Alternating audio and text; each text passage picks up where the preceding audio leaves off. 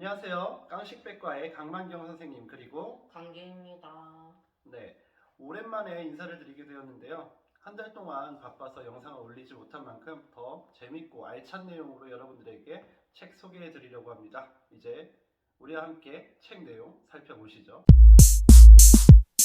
네, 그래서 오늘 소개해 드릴 책은 그래서 이런 지명이 생겼어요 라는 책입니다. 동네마다 이름이 있죠. 일단 우리 학교가 있는 곳은 강원도 화천군의 광덕리라는 마을이고요. 또 옆에는 사창리, 명월리. 넓게 가보면은 우리가 살고 있는 행정구역은 화천, 그리고 그 옆에 춘천, 철원. 또 그 위로 올라가면 강원도, 또 우리나라는 대한민국이라는 이름을 가지고 있습니다. 자, 여러분 그러면은 아마 생각해 본 적이 없을 거예요. 우리가 살고 있는 동네는 왜 이런 이름이 되었을까? 오늘 선생님과 함께 이 책을 읽으면서 그 궁금증을 조금 해소해보고 또 재밌는 동네 이름에 얽힌 이야기들 함께 보면서 재밌는 것도 같이 배워나가면 좋겠죠. 자, 우리 동네 광덕리가 어떤 이유로 광덕리라는 이름이 붙었는지 혹시 아시나요? 아니요. 모르시죠? 네.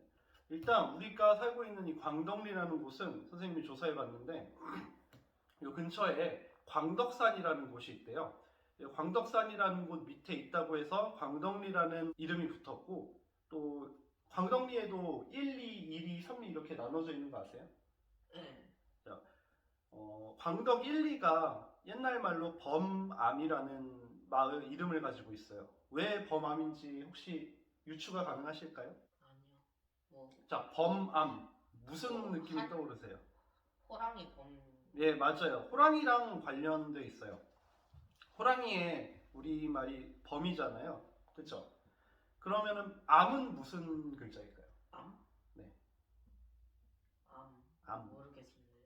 바위 암자를 씁니다. 그러면 무슨 뜻일까요? 네. 호랑이 바위라는 뜻이죠. 옛날에 어떤 그 선비가 지나가다가 바위에 호랑이가 앉아 있는 거를 보고 그 마을 이름을 범암이라고 지었대요. 그게 지금의 광덕 1, 2의 옛날 이름이죠. 광덕 1, 2에도 다른 이름이 있어요. 맹대라는 이름이 있는데 혹시 맹대 무슨 느낌일까요? 맹대? 네. 맹은 어떤 사람의 이름이랑 관련이 있어요. 더 모르겠는데요. 모르겠죠. 엄청 오래전 사람인데 바로 그 맹자. 우리가 유교 경전을 읽다 보면은 유교 경전을 읽을 일은 없지만 어쨌든 공부를 하다 보면은 유교와 관련된 이야기가 나올 때 맹자라는 이름을 가끔 들을 수 있어요. 들어봤어요? 네. 네. 들은 것 같아요. 그 맹자가 옛날에 사실인지 모르겠지만 맹자가 옛날에 한국에 놀러를 왔다가 잠깐 쉬어간 곳이라는 뜻으로 맹대라는 이름을 붙였대요. 그래서 광덕 이름 1위의 이름이 맹대라는 다른 이름이 붙어 있다고 하더라고요. 또 마지막으로 우리가 광덕리에서 서울로 넘어가려면은 어떤 고개를 지나야 됩니다. 무슨 고개인지 아시나요? 그 고개 이름 아세요? 아니요? 아는 사람도 있을 텐데 광덕고개라고 해요. 광덕고개. 거기. 광덕고개인데 광덕고개의 또 다른 이름이 카라멜 고개거든요. 카라멜이요? 네, 카라멜 고개. 왜 카라멜 고개일까요? 우리가 아는 그 카라멜. 네, 우리가 아는 그 달콤한 카라멜. 카라멜이 많이 나와서? 그건 아니고요. 그 옛날에 군인 아저씨들이 간식으로 나오는 카라멜이 있었나 봐요. 군인 아저씨가 운전을 해가지고 여기를 넘어가는데 이 군인 아저씨가 너무 졸려가지고 꾸벅꾸벅 조는 거야.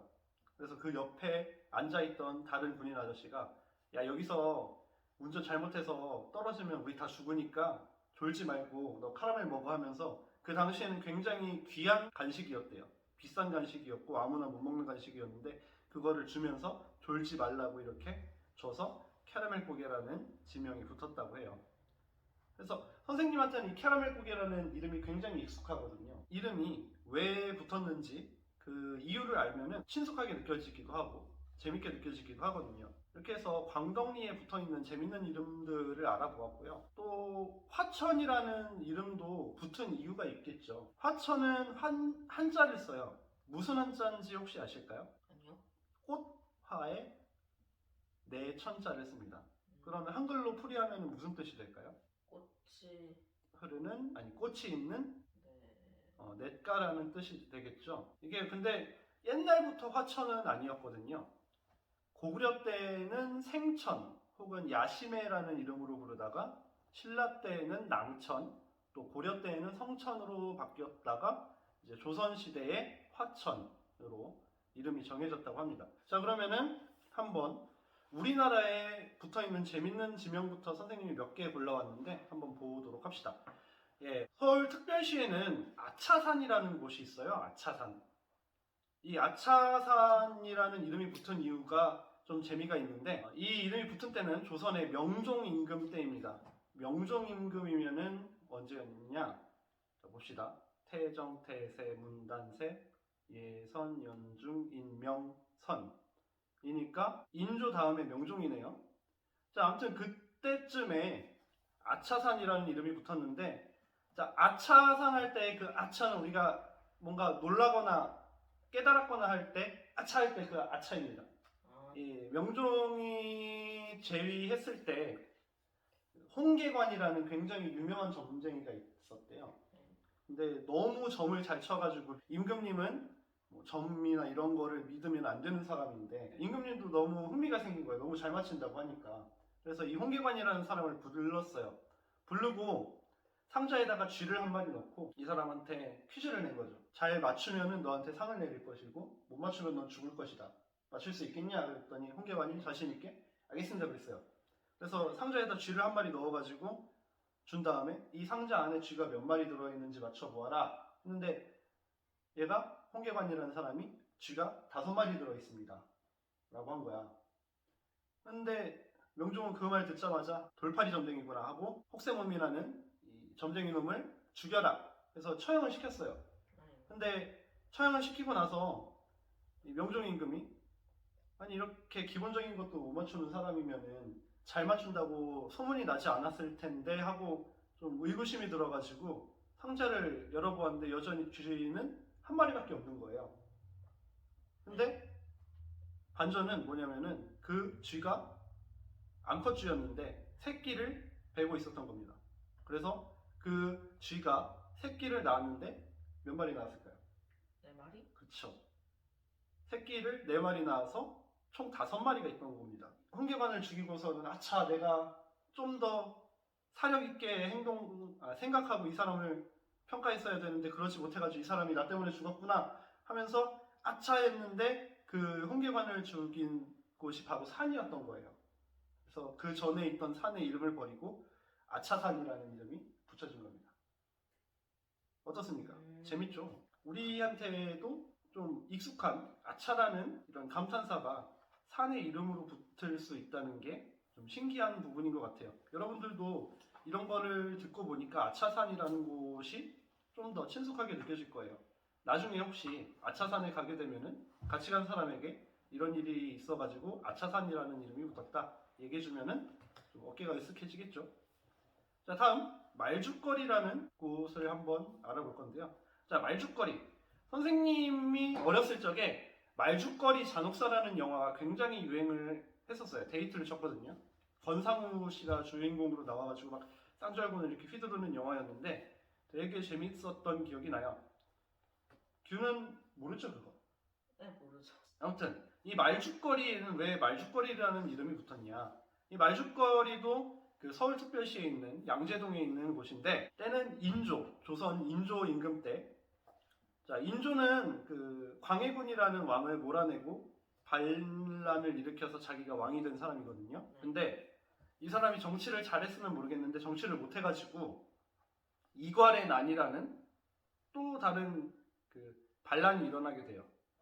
그래서 이 반란이 일어났는데 너무 그 기세가 커가지고 임금도 도망을 막 가야 되는 상황이었던 거예요.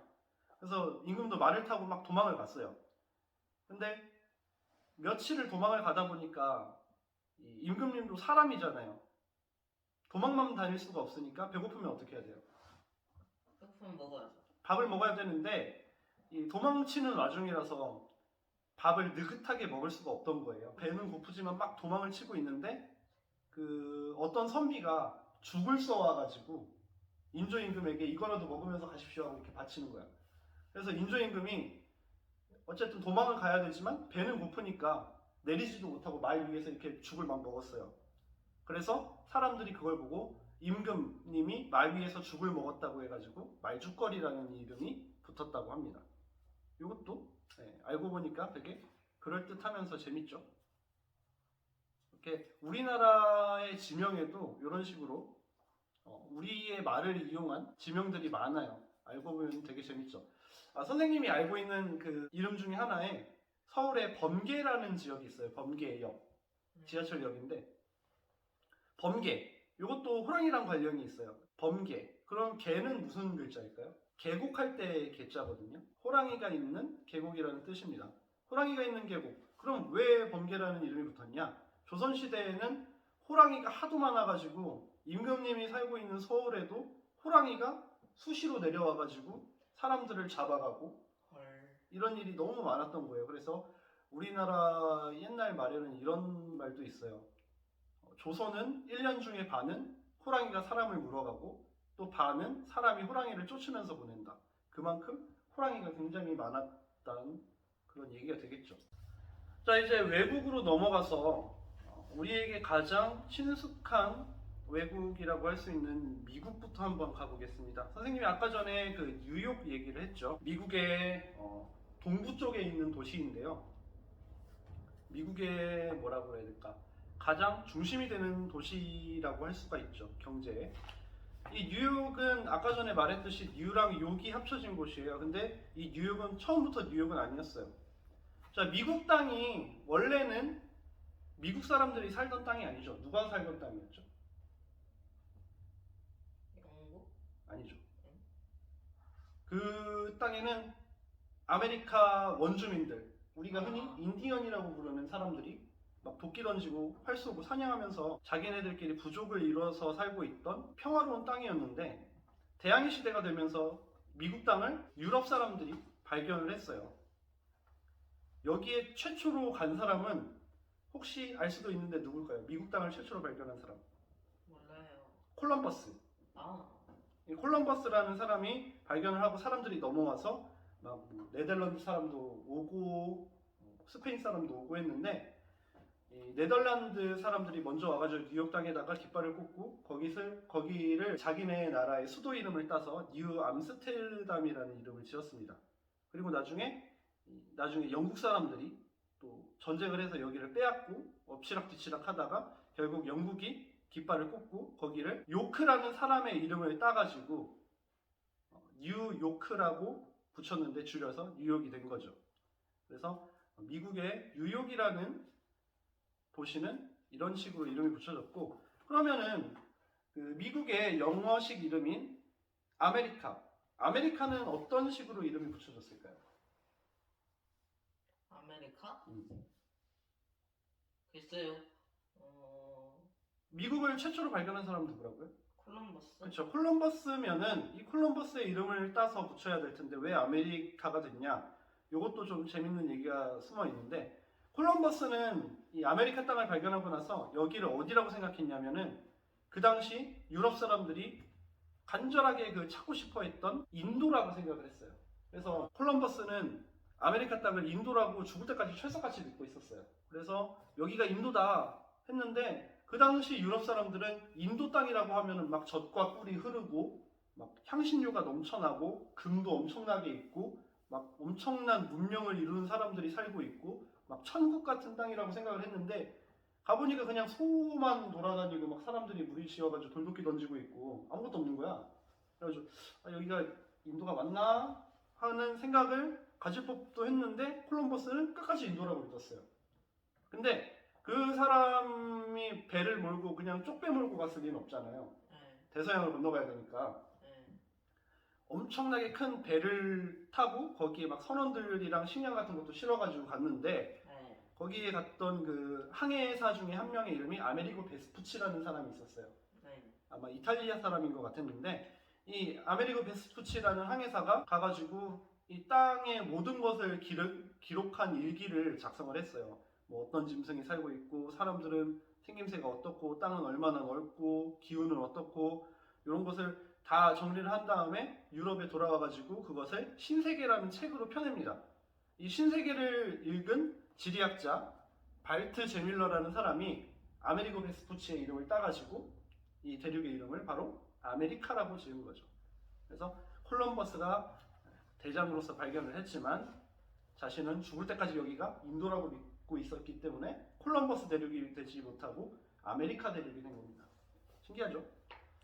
콜럼버스는 조금 억울할 수도 있을 것 같아요. 자, 그리고 너무 미국만 한 것 같으니까 다른 나라도 한번 보도록 하겠습니다. 스페인으로 한번 넘어가 보죠. 여러분, 스페인에 혹시 알려나 모르겠는데 스페인의 가장 유명한 축구 클럽 아, 몰라요. 모르죠? 네, 축구 관련 안 봐요. 레알 마드리드라는 그 축구 아. 클럽이 있는데 들은 적은 있어요. 들어온 적이 있을 거예요. 워낙에 유명하니까. 세계에서 가장 축구를 잘하는 축구 클럽 중에 하나예요. 마드리드는 바로 도시의 이름이거든요. 근데 이 마드리드라는 도시 이름이 붙은 거는 되게 좀 어이가 없는데 여기에 곰이 엄청 많았대요. 네. 곰이 엄청나게 많았는데 엄마랑 아들이랑 이렇게 숲길을 지나가야 되는 일이 있어가지고 가다가 곰을 발견한 거야. 근데 아들은 잽싸게 나무 위로 이렇게 타고 올라갔어요. 곰을 피하려고. 근데 엄마는 나무를 타지 못해가지고 허둥지둥하고 있는 거예요. 네. 그러니까 아들이 올라가가지고 엄마가 허둥지둥하고 있으니까 급하게 소리친 거지. 엄마 빨리 도망가! 도망가! 막 그러면서 엄마한테 도망가라고 소리를 질렀는데 엄마 도망가라는 말이 스페인어로 마드리드야. 아, 엄마 도망가! 야, 마드리드 하는 거야. 마드리드 했는데 어떤 사람이 그 얘기를 듣고 소년이 엄마한테 곰피에서 도망가라고 한 곳 마드리드 해가지고 이 지명이 마드리드라는 이름이 붙었다고 해요. 이건 좀 어이가 없죠. 네. 어떻게 이런 거를 그 지명으로 붙일 생각을 했을까? 조금 어이없기도 하고 재밌기도 한데, 자, 오늘 책은 이렇게 도시 그리고 지역의 이름이 왜 그렇게 되었는지를 알려주는 지명과 지리에 대한 책이었습니다. 아주 재밌었고요. 이만 마치도록 하겠고요. 다음 주에는 우리 강규 형아가 재밌는 책 또 정리해가지고 여러분들에게 소개를 시켜줄 겁니다. 자, 오랜만에 인사드렸는데 짧게 하는 것 같아서 죄송하고요. 다음번에 더 재밌게 돌아오겠습니다. 인사할게요. 안녕. 다음에 봐요. 안녕.